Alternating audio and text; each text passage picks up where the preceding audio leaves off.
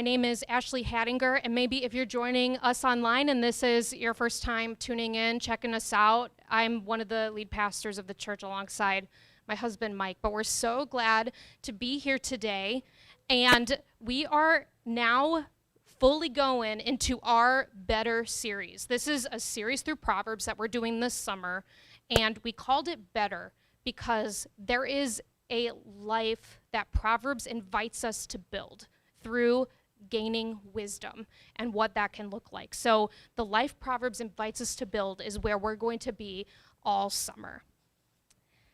And this is what Proverbs is. Let's start out now. If maybe you missed the last couple weeks, we had a two-part intro for this series. There was so much to cover that 2 weeks ago, I introed a part of this series, and it was very a heart-level intro. And then last week, Mike came in, and still heart-level, but he came at it and gave an intro to the book of Proverbs. So if you've missed the last 2 weeks, right now, everything we see here is a quick recap. But if you're kind of like out to sea, you're not sure what's going on, you've missed maybe something, then that'd be a great opportunity for you to go back. Those are recorded online on our YouTube. Be a great way for you to just be mentally kind of connected to what we've started, because we're now in week 3 and we're starting into like content now in Proverbs. So here are some just basic things that if I could just condense 2 weeks, these are the kind of the 4 big things that we want to take as we move week to week through Proverbs. The first one is Proverbs are inspired observations about the world. Inspired observations. They are not promises or guarantees. So this is going to be very interesting. There are other parts of the Bible that we have law, we have history, we have other ways of looking at those genres. This genre, they are inspired observations, and they are not supposed to be taken as like specific law. Like if you do this exactly the way this says, then exactly this will happen. That's not what happens with Proverbs, and we'll keep talking about that as we go. Third, the book of Proverbs presents wisdom as a divine tool. The big goal, the big takeaway for this summer is not to do every little thing in our lives perfectly. It's to crave and desire the same wisdom that God used to create the world. That's what Proverbs tells us.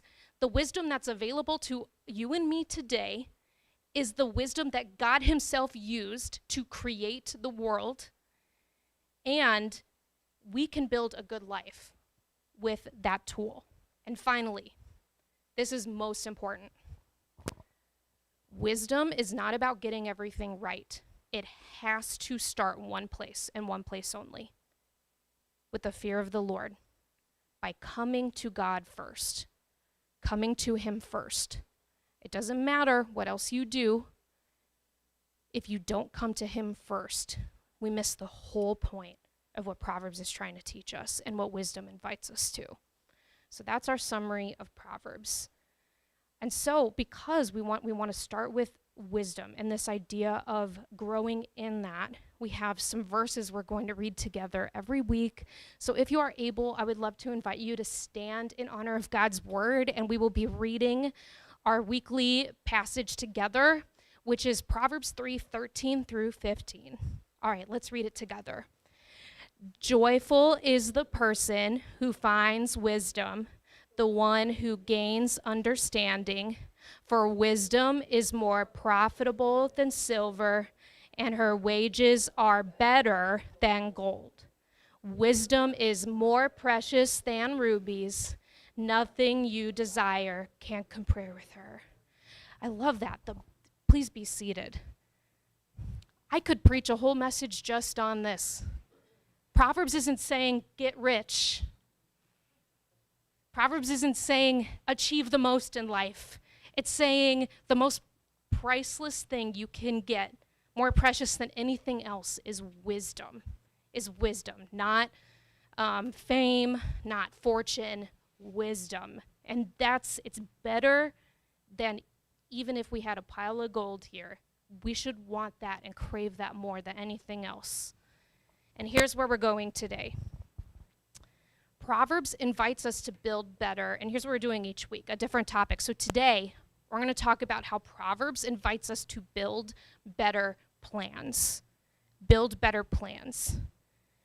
Next, we're going to go, okay, so how? We'll go specifically through Proverbs. What does Proverbs tell us about planning, about making plans? And then the third, we're going to look at Jesus. How did Jesus do this? How did he interact with plans? And we learned both weeks, Mike and I both mentioned this. In 1 Corinthians, it says that God made Jesus to be wisdom himself. That's why we go from Proverbs to Jesus. That's our third stop, because Jesus is wisdom itself. So how cool is it that we can read a book of the Old Testament, a book of observations about life, and then we can see it come to life through Jesus and the early church? How cool is that? So that's why we're doing that every week. And then last, we are going to have a simple application. A simple application. So let's go to stop one, shall we? Let's go to stop number one.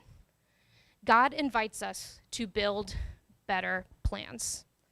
And here's why I chose this topic. First of all, it really stuck out to me as I was reading through Proverbs earlier this week, really considering all of the topics that could be covered throughout this summer. What really stood out to me was what Proverbs had to say about plans. And I know in my life, all the time I'm kind of wondering, okay, do I go this way in life? Do I go this way in life? Do I make this decision or this decision? I remember when I was young and I was choosing college, or Mike and I were dating and, planning out our lives, planning out careers, and that's young, but everyone has things in life that we plan out. And so I was just like, man, and I think about our church. We have people starting out careers, we have people changing careers, we have people navigating relationships, we have people building their lives in a new season of life. We have maybe some empty nesters kind of happening. We have people just in all stages, and every stage. We talked about how wisdom is for anyone at any age. It has nothing to do with, once you're a certain age, now you're wise, you don't need anymore. It's this continual thing that we're drawn to. So that's why I chose to talk today about how God invites us to build better plans. So that's what Proverbs does. Okay, so how do we do it? How do we build better plans? Let's jump into Proverbs. There's two main points, just observations I pulled out from Proverbs as I was studying this week. And the first observation, I would say this. Proverbs invites us to make plans and trust God with what happens. Make plans and trust God with what happens. In Proverbs 16:9, it says, we can make our plans, but the Lord determines our steps. So there's the both and there, right? We make our plans, the Lord makes what happens. He determines our steps. And here's the next one, Proverbs 19:21. You can make many plans, but the Lord's purpose will prevail. Okay, so first, what I took away from this, and this may seem so simple, but it really challenged me this week. We should make plans. In fact, the second verse says many plans. Now, I grew up in a stream of Christianity where we were kind of taught, I think rightly so, because we're sinful, and there is a proverb that says the heart is deceitful. And, we learned the flesh sometimes wants things that are contrary to what God may want, what the Spirit may want. And the outcome of that was I never trusted anything that I thought or any desire that I had or any dream that I had. I had no trust for what was going on. And I like here this underlying assumption that, we can make plans. We should make plans. And for maybe some people who grew up like me, you need to hear that. Or maybe you kind of deal with some insecurity yourself. No, actually, we'll talk about this. It is spiritual to make plans. It is helpful to make plans. I think of Romans, we're not going to go there today, but in Romans, it says that Jesus renews our minds. And that's, I think, partly why we can confidently plan. We can confidently make decisions because those of us that follow Jesus, we can rely on him to renew our minds, make it closer to what he wants. And yeah, we're not going to be perfect. We're never going to be fully perfect, but he's with us to do that. So that was a really good reminder for me. Not only can we make plans, but we should. We should. Okay, second observation that comes out of this. God determines what happens. God determines what happens. Here's another really kind of simple pull away from this. The summer is going to be really practical. These verses recognize, Proverbs recognizes that God is in control. God is in control. Where things end up have to do with his purpose, and we cannot control the outcome of our plans. We cannot control the outcome of our plans. And I think this is key because we'll talk about this as we go through. I don't know about you guys. I'll just tell on myself this morning. I very much want to control every aspect and make sure I get the outcome that I've set out to get. So we make plans, but the outcome isn't supposed to be something we hold. It's supposed to be something that we give to God. So if God controls the outcome, what do we do then? What do we do? Do we just sit on our hands? Like, do we do nothing? And here's what's cool. Let's bring out another thing that Proverbs brings in on this, and that's Proverbs 16, verse 3. It says, "Commit your actions to the Lord, and your plans will succeed." And I want to draw your attention to that first word of the verse, commit, there. In Hebrew, which is the original language that this verse was written in Hebrew, it means commit or turn over to, entrust. To entrust something, to turn it over, to hand it over. So we think commitment today like a mental thing that we do, like, okay, I'm committed in my brain. But this verse is talking about almost like a physical action. I'm turning this over. I think of when I have to get work done on my car. I have to get work done on my car. They need something pretty important. They need me to hand over the car. They can't get work done if I don't entrust the car into the mechanic's care. At some point, I have to entrust the keys to the car. Have you guys think about that? I don't know about you, but I spend a lot of money on the car, right? There's a lot of money at stake. But yet we can so easily be like, yep, here are the keys, and walk away. Isn't that interesting that we know what it's like, how to entrust thousands of dollars into the hands of a mechanic? Why? Because we trust that that mechanic knows what's best for that car. Okay, what about this one? Has anyone ever handed a child over to the babysitter? A child to a human being that's not you. How can you do that? Now, it's kind of hard at first, isn't it? I don't know if I know them that well. We've hopefully done our due diligence, those of us that have been parents, right? Like hopefully there's maybe some references or a background check or like a certification of some kind that they can do CPR. But at some point, you have to let go of your kid. It's not babysitting if you sit there in the corner and watch the babysitter the whole time. You have to turn over. You have to entrust the child into the care of someone else. And what allows us to do that? Just like entrusting the car to the mechanic, that the mechanic knows what's best for the car. At some point, we trust the babysitter saying, you want what's best for my kid over this next evening or this next couple hours, whatever it is. I trust that you know what's best. And that's why I can let it go and walk away. And that is what this verse is talking about. Committing and trusting our plans to the Lord, and that he takes care of what happens. Now, some of us in this room, This can be really hard for many reasons, but it can be really difficult for some of us to entrust our plans, these big pieces of our life, into God's hands. And I have to wonder,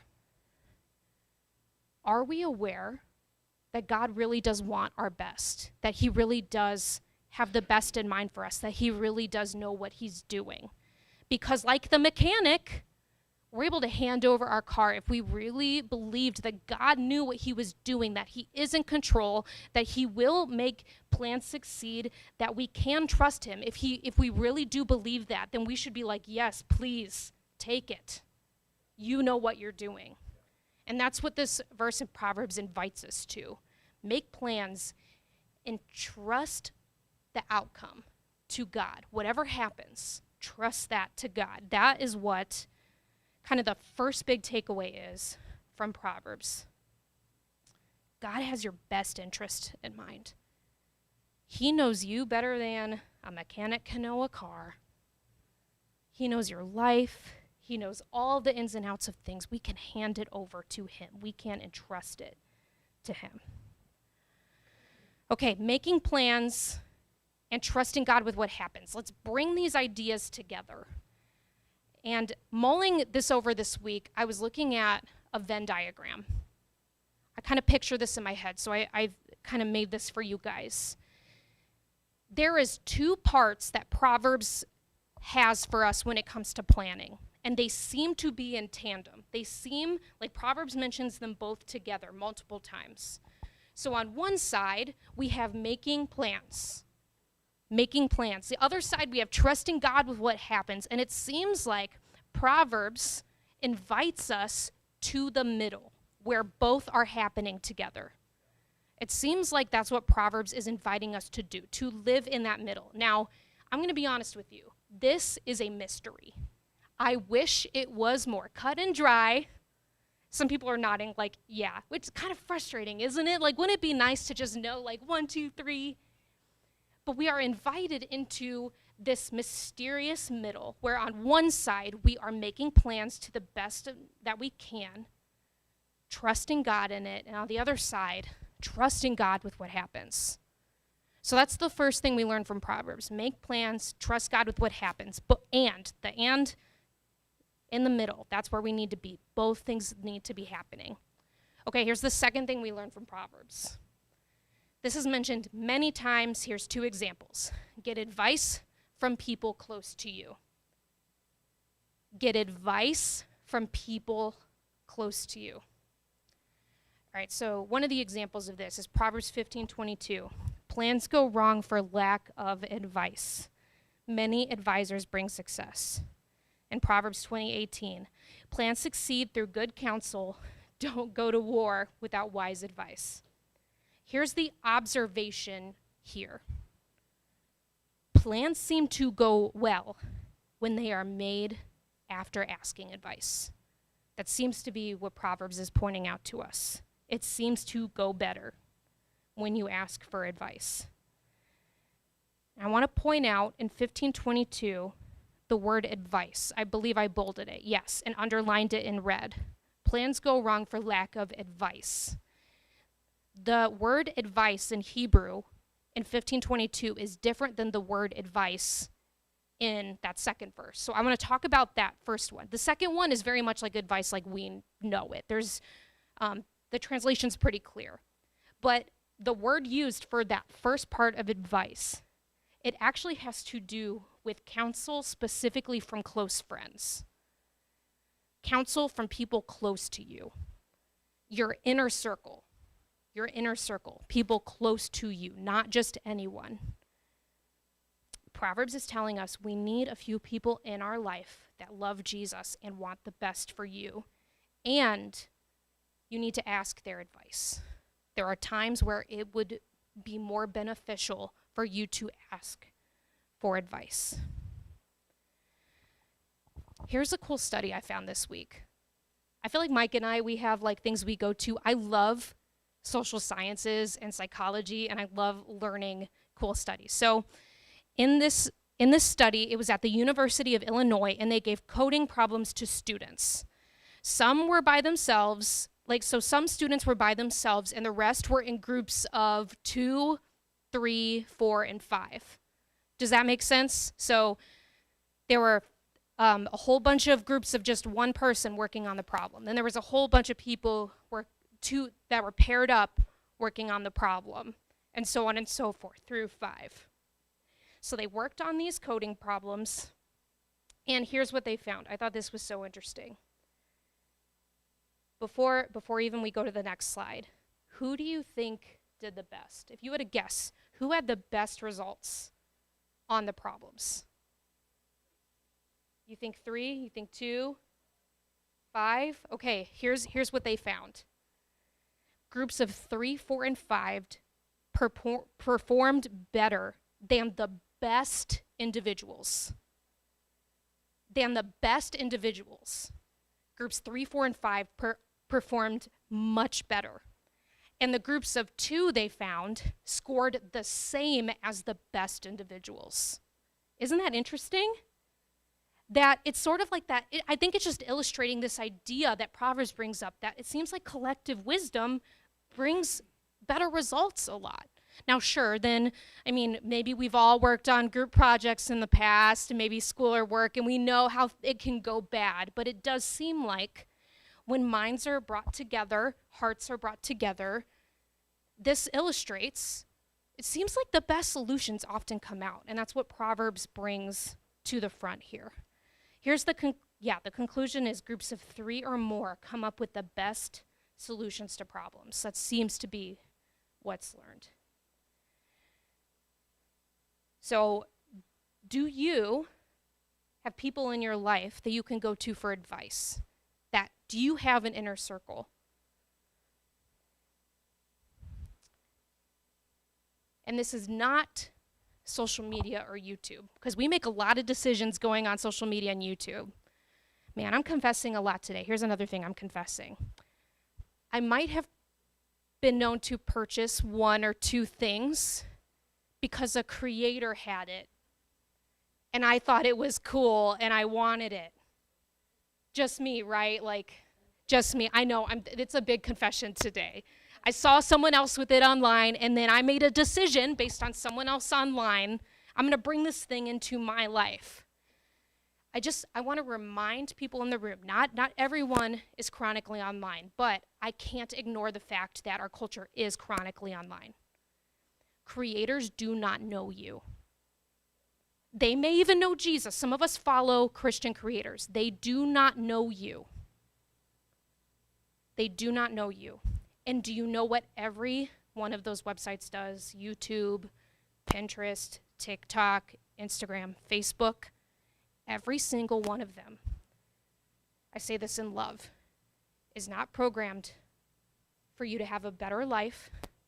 It's programmed to keep you on the app as long as possible, because they make money every second you are still on the app.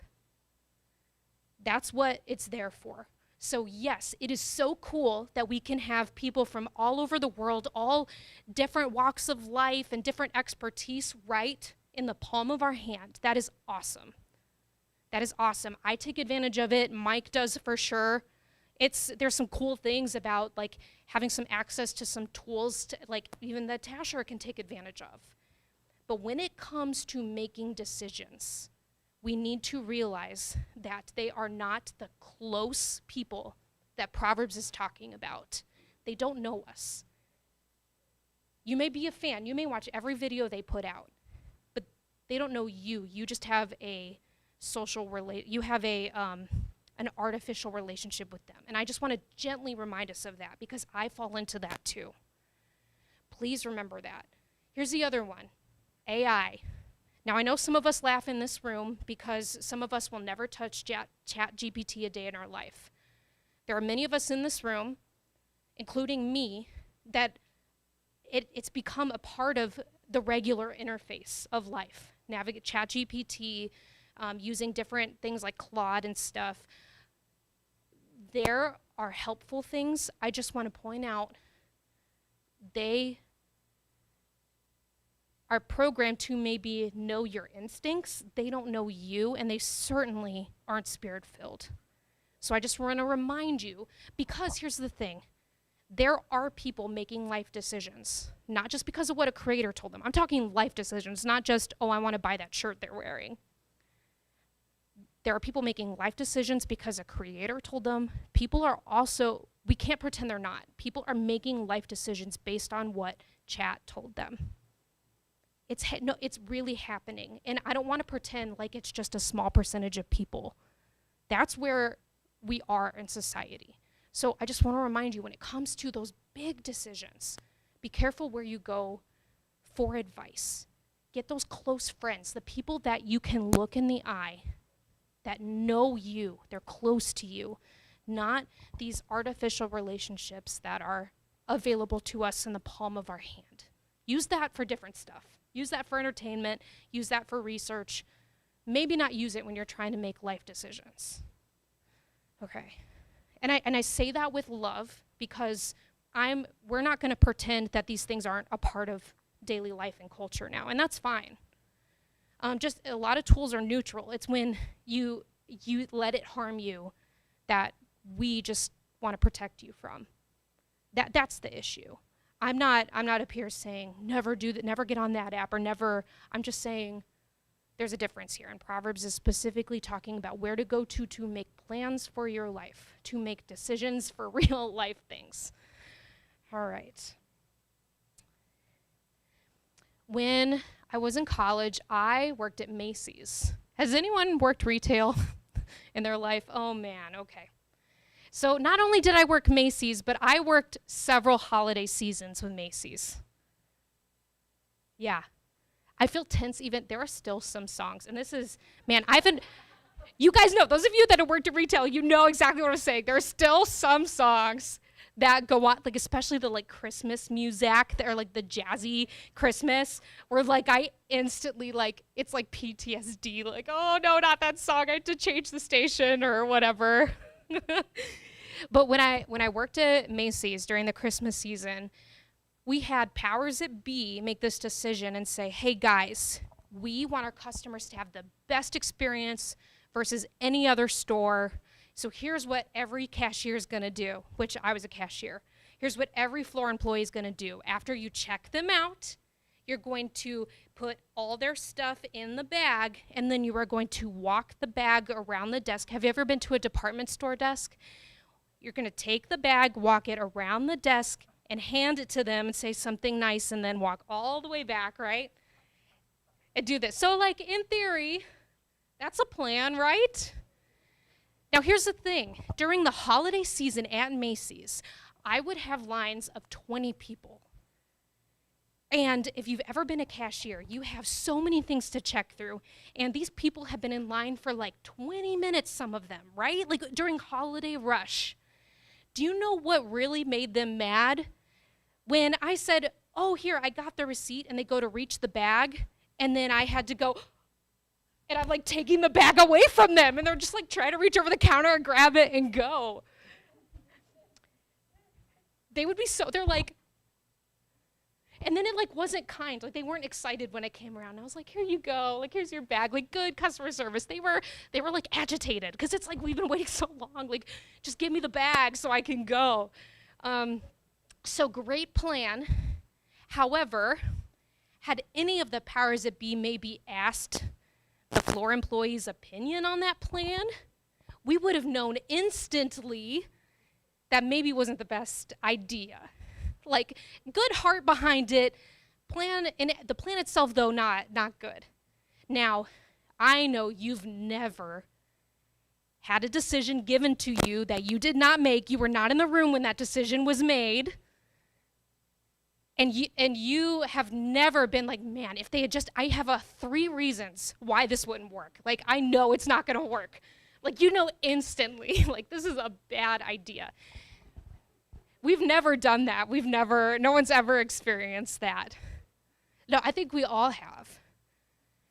And I think the lesson there is, and I think those of us that's happened to, it's like, man, if you had just pulled me in the room for 3 minutes, if you had just pulled me in the room if you had just included me, it was so obvious. It was so obvious. I could have told you, I could have helped you. And I think about that in light of what we're learning in Proverbs. Bringing people that know us in, advisors in. There are things that we're going through, even if it's personal to us. They may not be going through it themselves. There are things that people in a different station in life can see in your life and go, oh, I can tell you right away some obvious things that I'm observing. That's why we need people in our corner who know us, who love Jesus, that can help us make decisions, that can help us plan together. That's a part of what God's word encourages us to do. Between that study I talked about, University of Illinois, and that example I gave where, powers that be making decisions like me working at Macy's, and what Proverbs brings up, I think the takeaway here is it seems like God wired us to be better together, and we actually make better decisions when there's a couple of us having insight and weighing in. That seems to be something that God has done. Okay, so that was our stop number 2. That is what Proverbs tells us. So the first thing is make plans, trust God with what happens. The next thing, welcome advice from people close to you. And here's our third stop, Jesus with plans. I want to talk about the make plans and trust God with what happens. I want to throw out this Venn diagram again, but this time I want to talk about Jesus. Now there's a theological term we have called the incarnation. The incarnation. And when we say this term, what we mean is Jesus was fully human and fully God. And somehow, Jesus is in the middle of this Venn diagram. It is a mystery. We don't fully understand it. This week I was reflecting. Isn't it cool that what Proverbs invites us to make plans? It's kind of like the human side, right? Like use our brain. Trust God with what happens. That's the divine side. There's something we're being invited into as followers of Jesus that we get to live incarnationally, that we can step into this mystery in the middle, and that's a way that we can follow Jesus, by living in this kind of interesting space of making plans, trusting God with what happens. So that's kind of the first thing I pointed out. Let's talk about the early church. The early church. In Acts 15:28, we find one of the biggest decisions, arguably the biggest decision made in the early church's history. It still affects us today. I can't go into that. You can go read that passage yourself. But in Acts 15, here they're making one of the biggest decisions that altered the history of the church. And here's what they said when they came to the decision. For it seemed good to the Holy Spirit and to us to make this decision. Let's look at that Venn diagram one more time. On one side, it seemed good to the Holy Spirit. On the other side, it seemed good to us. And their decision was that mysterious middle. That's how they came to that conclusion together. I thought that was neat. And here's the next thing. Welcoming advice from people close to you. Here's 2 examples from Jesus' life. One example is in John 2, verses 1 through 5. His mom, Mary, changed his mind. We don't have time to read that passage today. You can go look at it. But Jesus was at a wedding, a family wedding, and he wasn't going to get involved. And his mom said, "You're getting involved." And he even said, I'm not getting involved. Like, he told her, I'm not doing that. And she said, basically like, yes, you are. There's more to this story. What Jesus models for us there is that even God himself, like fully God, fully man, even Jesus himself changed his mind on his plans based on the input of someone else in his life. Just interesting that that's the case. And I think sometimes we have this idea in the church, but I think we have this idea that maturity is, I'm going to make my decision and no one's ever going to rock me. I do think there is biblical precedent that sometimes wisdom is your decision may be changing. And sometimes it's mature to let other people help shape your decisions.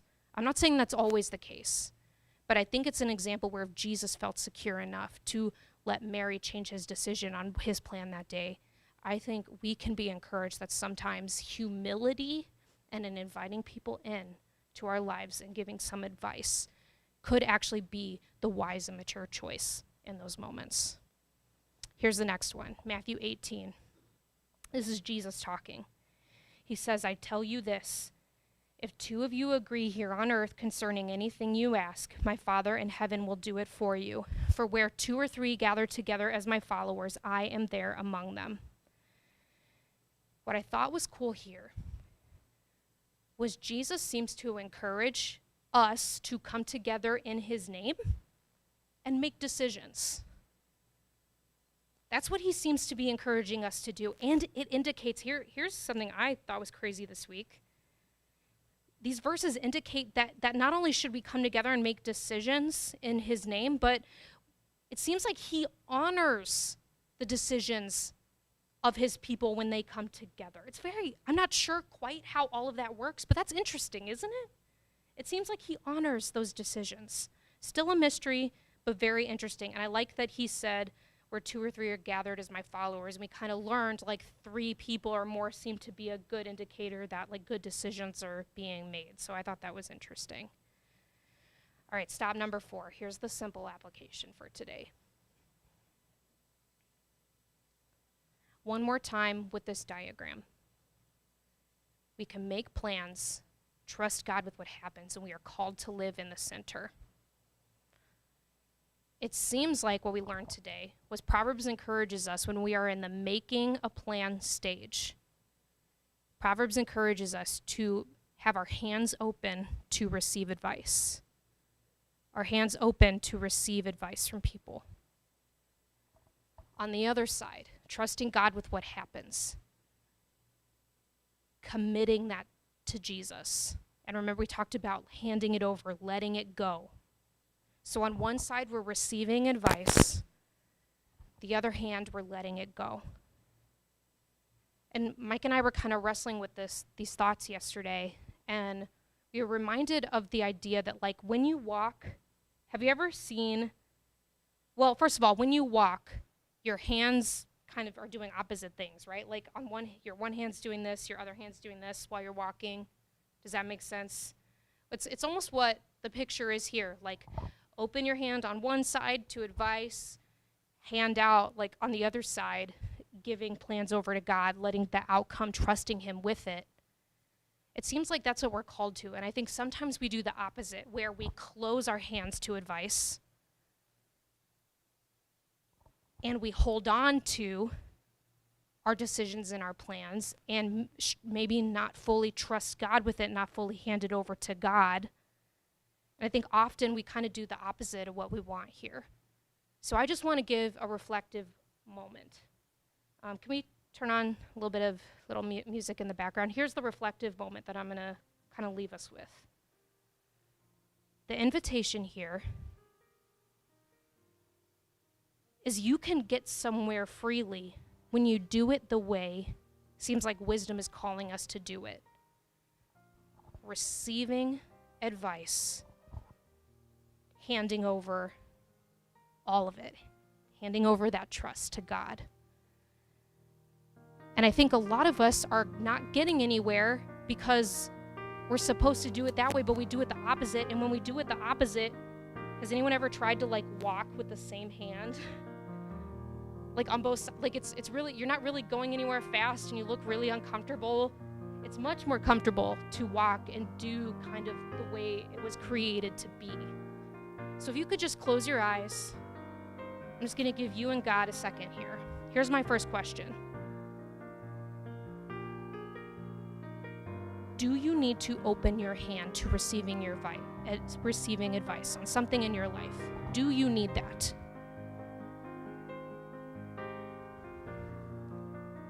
If so, pull in some people that really love you close. And I'll say this, guys. I've pulled people in, and some of them have told me that was a great idea, and I felt really good after that. There are other times I've pulled people in, and they've been like, I'm not sure you've thought this through all the way. And I just want to share with you that I'm here. I lived to tell the story. Sometimes it feels like the worst case scenario is people are going to tear down what we've thought out. And you don't have to take all the advice, but getting more input does help you make a better decision. You don't have to do everything they say. But yeah, that's my first question. Is there something in your life you need to open your hand to receive advice from? Here's the last question as we close. Is there something in your life you need to entrust into God's hands, to let go of? Is there something in your life you've been holding on to and you just need to simply, you're in charge of the outcome. You're in charge of what happens, God. If so, I invite you, I know it's tough. If so, I just invite you, work on that and just hand it over.